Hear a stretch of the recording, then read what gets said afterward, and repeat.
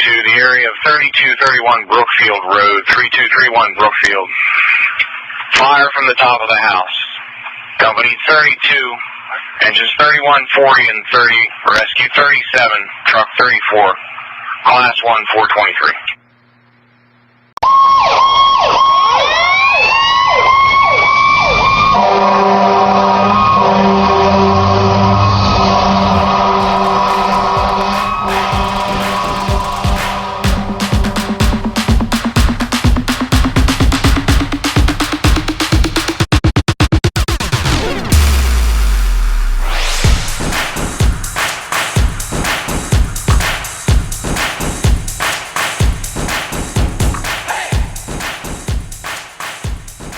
Good evening, everyone. It's July 8th, 2019. My God, the summer's almost halfway over already. It's hard to believe. My name is Cesar Rondina. I'm a best-selling author and public speaker. Our topic for this month is first responders. And I want to give you a little background before I continue to validate why I'm able to talk about these topics. I was a first responder for over 30 years. I was a career firefighter. I was a paramedic. I've worked with countless numbers of police departments, other fire services, worked on a commercial ambulance service, worked with doctors, nurses, ER techs. So let's just say I was in this career long enough that I'm probably a good authority and probably darn close to being an expert on what we're going to talk about tonight. Not because of what I've learned in books, because I lived it and I experienced it. So with that said, the last thing about me that I want you to know, in my career as a paramedic, I took care of 76,251 patients. So you might say to yourself,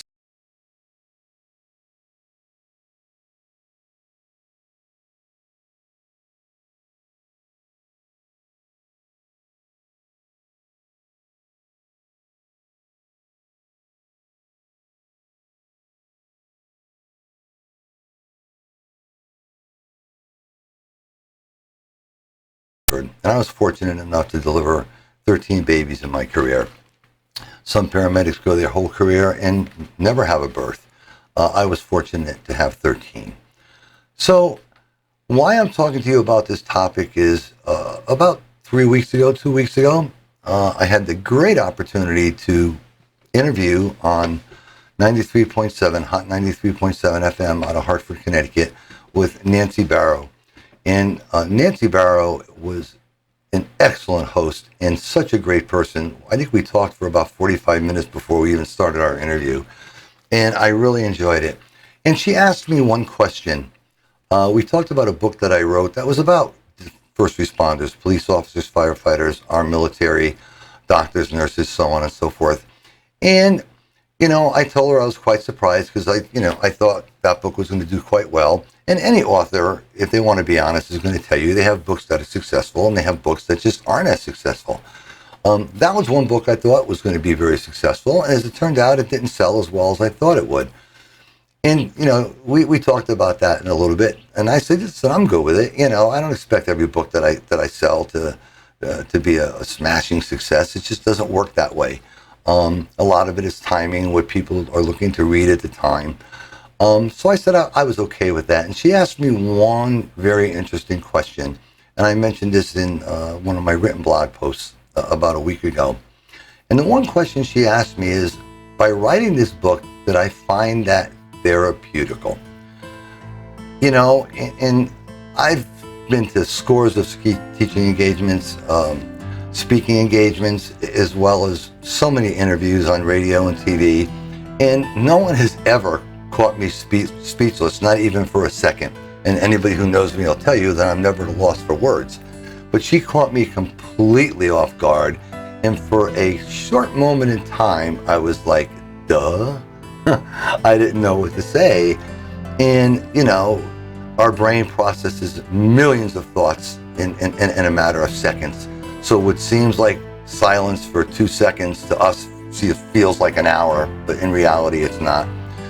And in that quick 2-second time, my brain processed that answer, and I thought about it, and I said, to some degree, it probably was. And we went on to talking about different types of first responders and what systems are in place to help first responders because it's such a stressful job.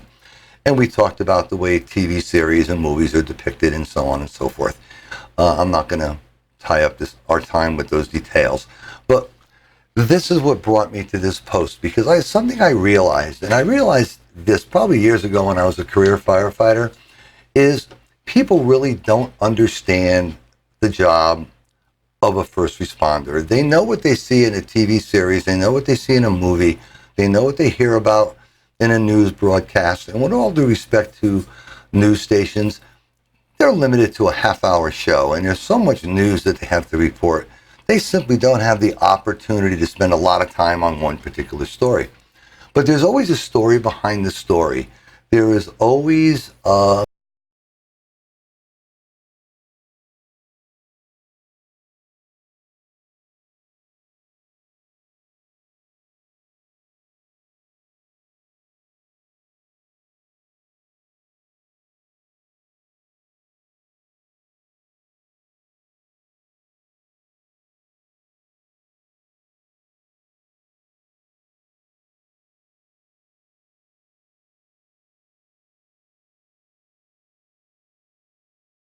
watch it or sit down to view it.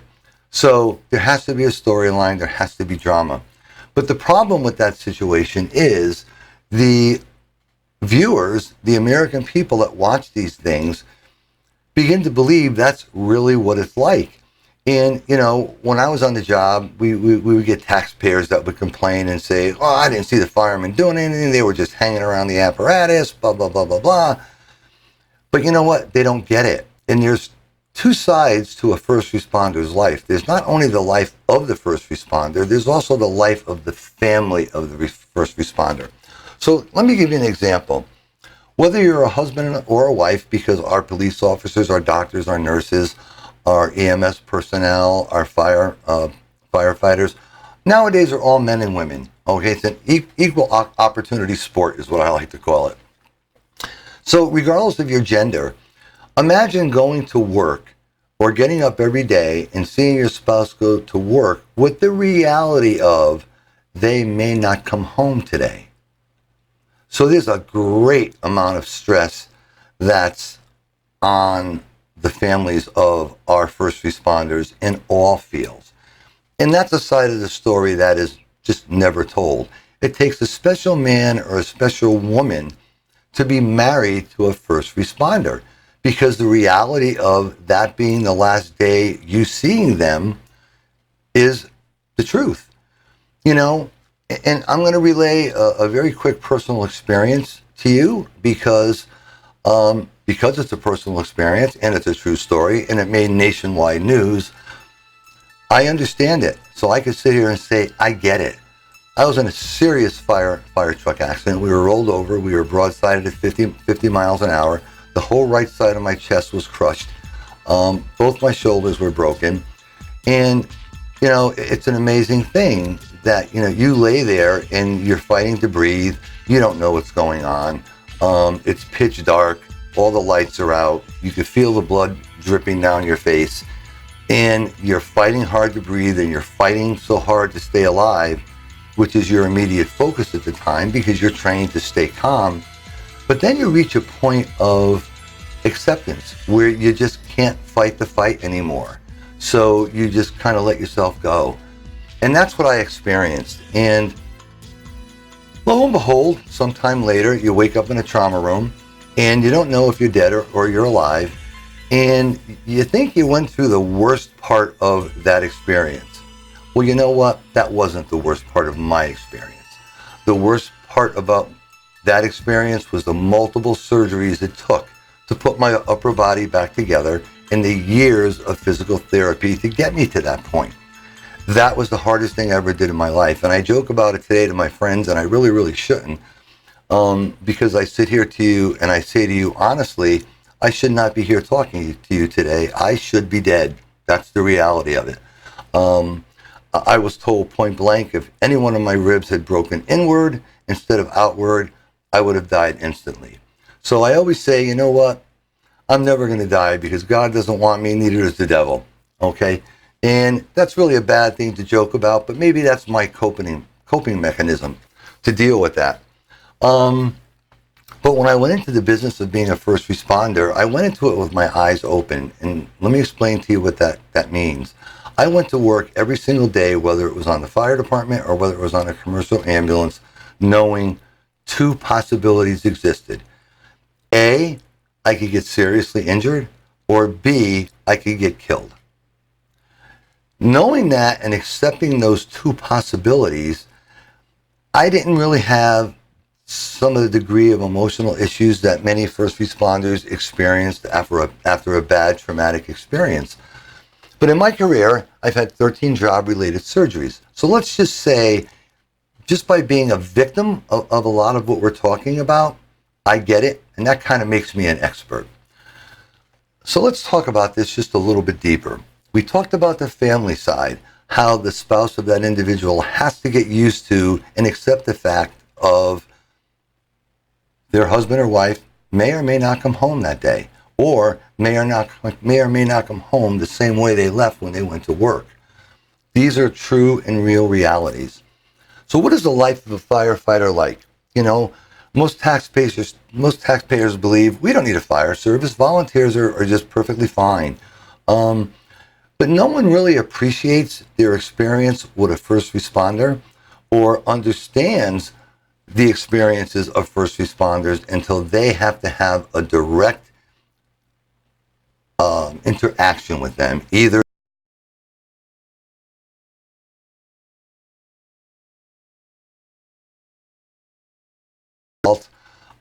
or they need an ambulance there because someone's having a heart attack, or they need the fire service there because their house is on fire and maybe one of their loved ones is still stuck inside the house.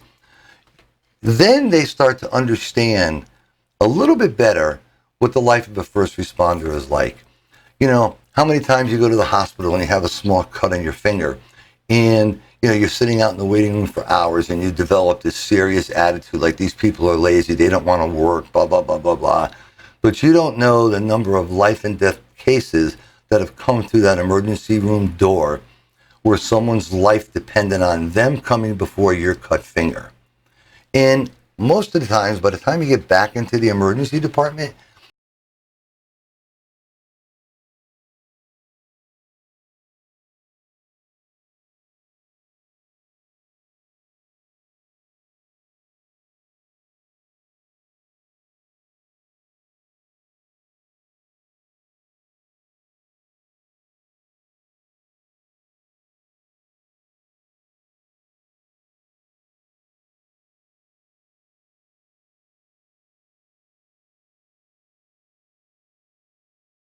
I'm going home to my family. Now that may sound very hard and cruel to say, but put yourself in that position because I'm going to ask you something that I want you to think about. For those of you that aren't in the career or aren't in the profession, how many times in your life have you been faced with a clear, present, immediate danger that you could be killed instantly? I'm going to venture to guess almost never. So if you were in that position and you had the opportunity and the tools to protect yourself and maintain your own life, what would you do? You know what? Look at some of the videos of people that have been tested in these situations. And almost 100% of the ones that I've watched, people are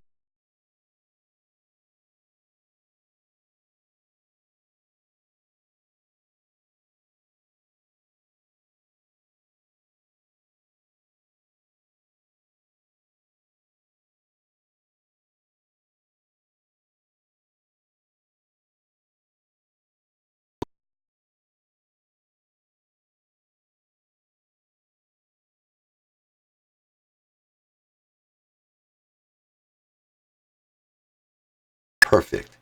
You know, the statistics and data don't lie. 1% out of 100 decisions we make will be wrong. That's what the data shows. It's that simple. because that's the nature of our beast.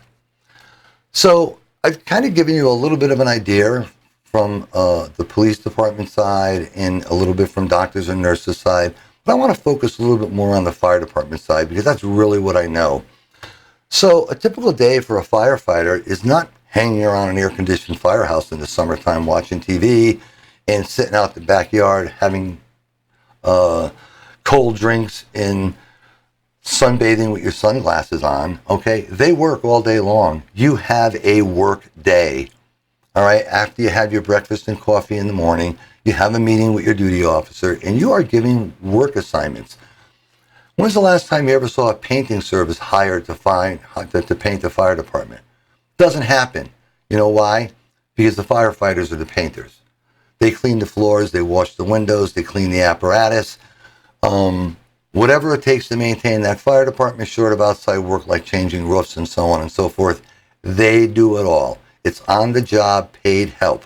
So they're not hanging around the fire department all day doing nothing like some people think. So let's talk about a more direct set of circumstances, because I've seen this happen many, many times and experienced it many times. You come to work the next day, you go in, you relieve the guy, you're taking over his spot. You find out they had a fire the night before. So here it is, 98 degrees with 75% tropical humidity out. And what are you doing? You're outside and you have to clean all the hose that they use, because what do you think a fire department does after they fight a fire?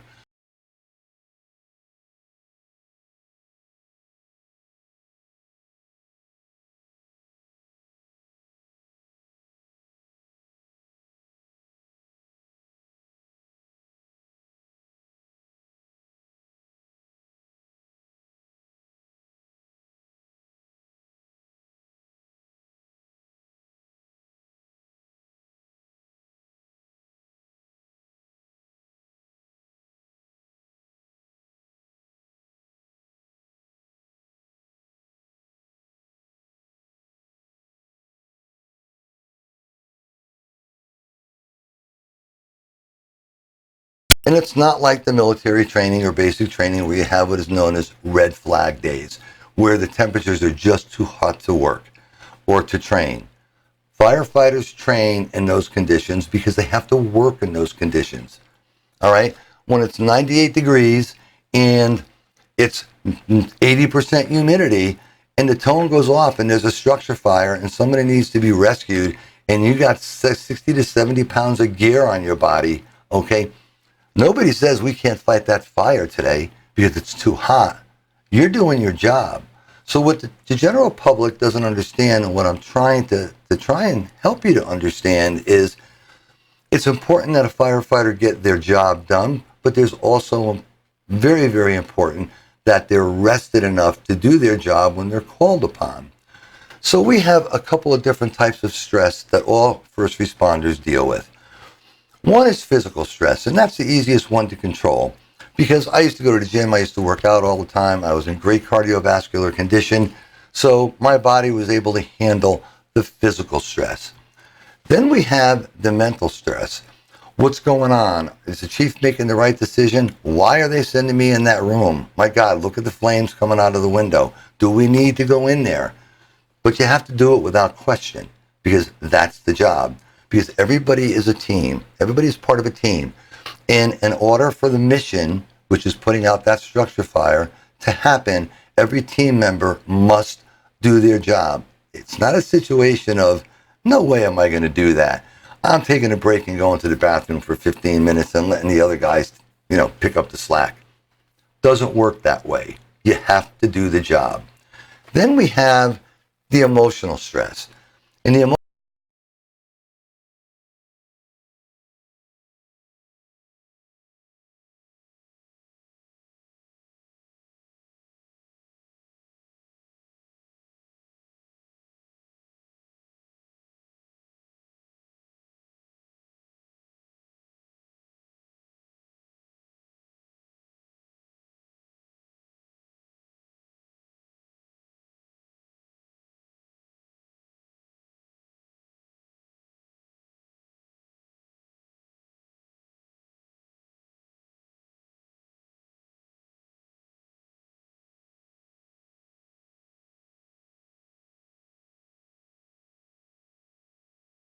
you know that you're going to be one of the people that has the job, once the fire is under control, to have to take their body out.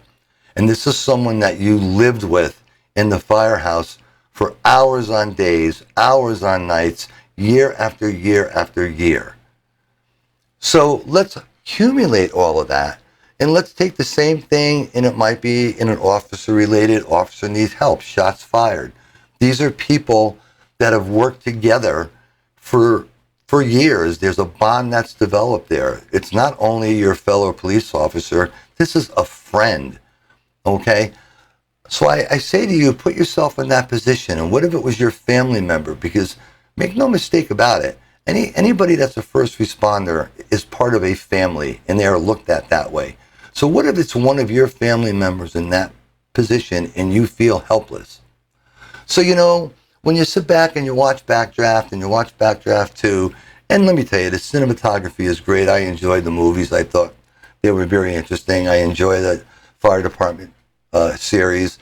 But, you know, it's not real life. And what bothers me is the fact that people see this and they think that's what real life is all about. You don't take the ladder truck out and drive around, meet a girl in a parking lot, fool around, and then go back to the firehouse. No, that is not what happens, all right? That apparatus doesn't leave the building unless it's dispatched to leave the building or it's going out on a specific detail, okay? So, you know, sometimes the wrong impression is given to the public. And if you ever had to film a movie about firefighters, the real life of a firefighter, and you had to film and go into a fire, it would be boring. Because as I told Nancy Barrow in my interview, a firefighter in a fire could put his hand 1 inch from his face and he or she can't see it. So how do you film something like that and make it interesting? So yeah, it's great to be able to show firefighters running in with their turnout gear wide open, with no air packs and so on and so forth, in a big warehouse with flames spurting out here and there, and there's no smoke. And that's what people think the job is. That is the farthest from the truth, okay? First responders are in a very high stress situation. They have the highest divorce rates, the highest suicide rates, the highest burnout rates, and they're not even considered some of the most dangerous jobs as compared to, say, a high voltage UI lineman. All right, I think that's in one of the top 5 most dangerous jobs in the world. Okay, so when you think about a first responder, don't think about the time you drive by the firehouse or you sit and you see the police officer going in and getting a cup of coffee, or that nurse is sitting down, because you don't know that she's already been on her feet, literally on her feet or his feet, for the past 12 hours without a break. Maybe just throwing a little bit of their lunch in their mouth at a time before a critical patient comes in. It is a very difficult lifestyle. And I just wanted to present this to you because I'm retired now from doing that, but I don't forget the people that still do it, because my hats and my respect for them will always be there, because I did it for 30 plus years, and I know the truth to it. I know the reality of it, and I wanted to impress that to you. So when you see that police officer taking a break, or you see that nurse taking a second sitting down, or you see that firefighter sitting on the edge of the apparatus because it's 5 o'clock in the afternoon and his relief is due in any minute, don't think that they hung around all day and didn't do anything, because that is the farthest thing from the truth. All right, I have seen doctors and nurses attacked by patients that are whacked out on drugs or drunk on alcohol, and these people don't have the tools to defend themselves, and I've seen them get quite hurt. Okay, as a paramedic working a commercial ambulance service, I've been jumped, I've been shot at, you name it, it's happened. I also make another joke to my friends that says, if I haven't seen it, it's because it hasn't happened yet. Because when you've taken care of that many people in your career, you have really seen a lot, and you've seen things that no other people in the world should have to see. So I want to thank you for your time that you spent with me tonight. And just, you know what? When you see a first responder, don't think about what you saw on TV. Try and understand what I explained to you today and what their job is really about. Thank you so much and God bless. Have a wonderful evening.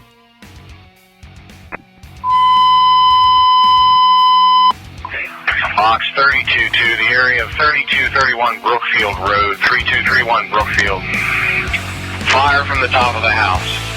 Company 32, engines 3140 and 30, rescue 37, truck 34, class 1 423.